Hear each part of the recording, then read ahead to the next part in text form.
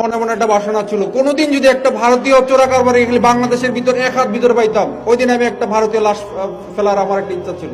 যখন আমি সিইউ হিসেবে জিরো লাইনে দাঁড়ায় আছি, আপনাদের এখানে আসার দরকার নাই, আমি এনাফ বিএসএফ কে সাইজ করার জন্য। আমাদের হাতে অস্ত্র আছে, আমাদের ট্রেনিং আছে, সর্বশেষ হচ্ছে আমাদের মনোবল আছে, এবং আমাদের পিছনে 18 কোটি মানুষ আছে, আছে না?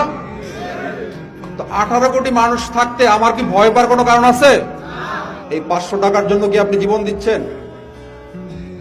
জীবন যদি দিতে হয় দেশের সার্বভৌমত্বের জন্য জীবন দেন।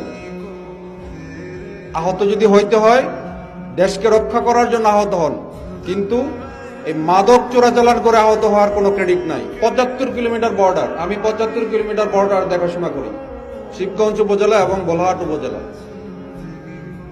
যদি আমার 2 বছরের অভিজ্ঞতা বলেন, যদি শূন্য লাইন অতিক্রম করে যদি অতিক্রম করা হয়, যদি জিজ্ঞাসা করে কারা বেশি শূন্য লাইন অতিক্রম করে অপর দেশে গেছে, তাহলে আমি বলবো আমার বাংলাদেশে গেছে। কথা কি সত্য?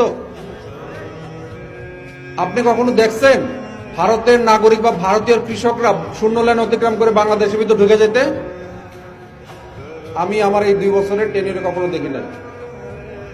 যখন বিএসএফ গুলি করে বাংলাদেশি নাগরিককে আহত করে বা নিহত করে, আমার মনে মনে একটা বাসনা ছিল, কোনোদিন যদি একটা ভারতীয় চোরা কারবারি এখানে বাংলাদেশের ভিতর এক হাত ভিতরে পাইতাম, ওই দিন আমি একটা ভারতীয় লাশ ফেলার আমার একটা ইচ্ছা ছিল।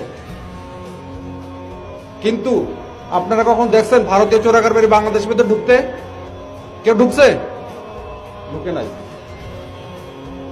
তো সুতরাং আমরা যদি এমন কাজ করি যেটা আমরা দুর্বল, এই চাঁপাইনগর এলাকা, শিবগঞ্জ এলাকা ফেন্সিডিল সহজলভ্য, ফেন্সিডিলে ভরপুর, ভারতীয় চোরাই মোবাইলে সয়লাভ হয়ে গেছে। এগুলি কারা আনে? আমি যদি শপথ নেই যে আমি ভারতের কোনো পণ্য, বিশেষ করে মাদক আমি খাবো না, আমি মাদক ব্যবহার করব না, এবং ভারতীয় চোরাই মোবাইল যারা আনতেছে আমি ব্যবহার করবো না, আমি কিনবো না, ওই পাশ থেকে এই জিনিস বিক্রি হবে বাংলাদেশে, আমি যদি শপথ নেই, তাহলে আসুন আমরা